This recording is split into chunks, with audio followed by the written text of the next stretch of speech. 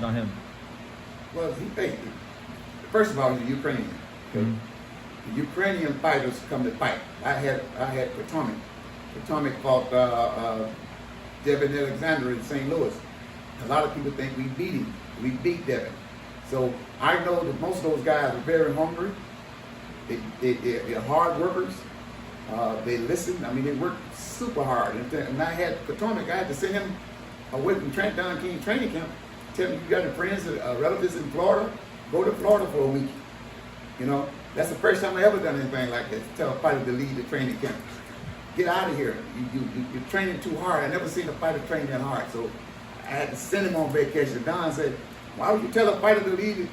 Let him go, get free for a while, for a week or two, then come back and refresh. So those guys are hard workers. And this kid is hungry. He was hungry. I can tell the way that he's taught. He's a winner. He's always been a winner in his life. And so you got a winner. He doesn't know how to lose. So now you really got to fight. And he said himself, he said something that I picked up from Mike Tyson. Mike Tyson told me, and I think he told the world that he feels free and comfortable when he's in the boxing ring. When he's outside of the boxing ring, he said he feel like he's caged in. But once he get inside the ring, that's his freedom. And the fighter said the same thing. And so once I get in the ring, I feel great because I feel free. And I said, uh-oh, this guy's going to be hard to beat. This guy's going to be hard to beat. So those guys, which means he's mentally strong.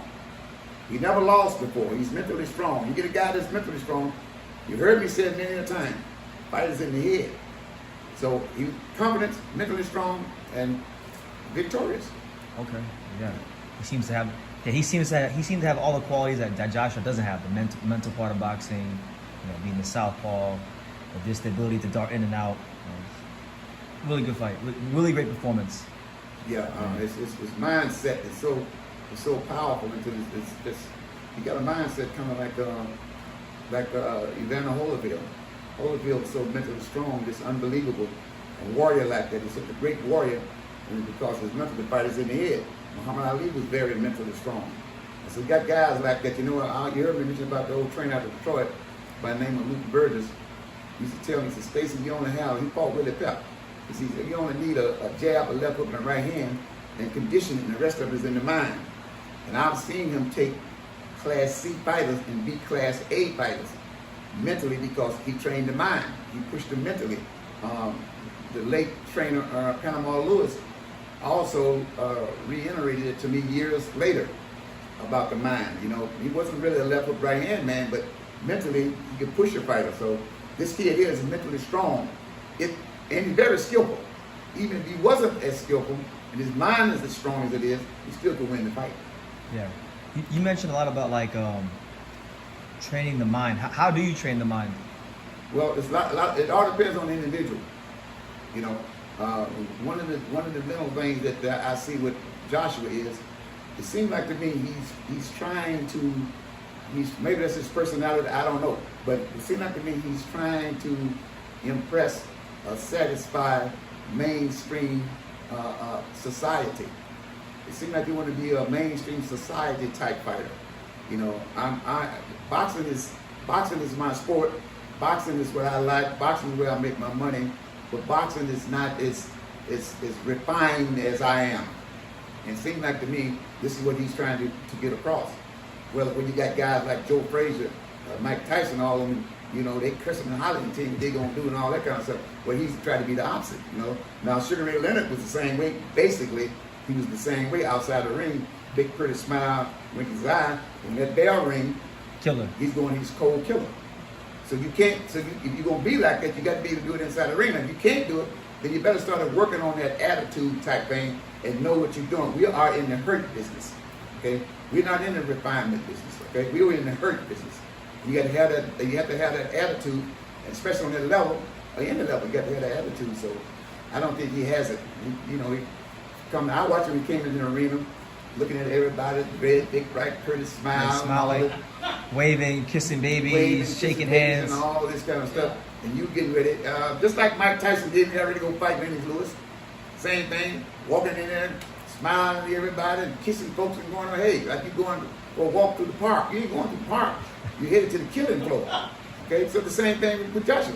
Hey, brother, it ain't nothing that beautiful. You headed to the killing floor. You got to have a different mindset. You know, you got to go in there looking like Genghis Khan. You got to go in there looking like a real killer.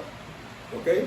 Because I see you smiling and you going on like that. Something wrong. Hey, BT called it just like that too. When we watching the fight, I'm going to ask you. BT said this is a serious fight. Usually someone out of the scope to understand. And here this guy going from the picnic and saying hi to everybody. And before the fight, you do that after the fight, not before the fight. That's right. I mean, you know, you're going into, you got a very serious opponent. Okay, and you can't smile and wash the other way. It ain't gonna happen. You think the guy is saying to himself, "Oh man, he's so relaxed. He's smiling. He's dangling." And they see that. The real fighter see you like this. You know what? He's not focused. He thinks it's a game. So jump on. Wipe that smile off his face. Absolutely. So, and that's what happened. Absolutely. So mentally, you got to get that across to him. You got to change that mindset, man. This is a killing field. You got the guns, you got the height, you got the speed, and you got the power. Okay. So this is not your friend you're going to visit up in that ring. No. This is your enemy. Even at the weigh-in, like he was taking pictures and selfies with his opponent. So the whole week was just kind of weird. Yeah, I don't want. You know, I tell my fighters a lot of times, walk up and especially ones now, walk up and shake. You want to shake your opponent's hand. I knock your hand down. What are you shaking his hand for? Yeah. That ain't your friend. This man trying to take food out of your family's mouth. And what do you think about? Knock you unconscious, knock you senseless. Yeah, we going to war. Yeah. You shake hands after the fight. We always gonna really shake hands up and hug after the fight. But you shaking and kissing ain't going on. You know, headed to the ring.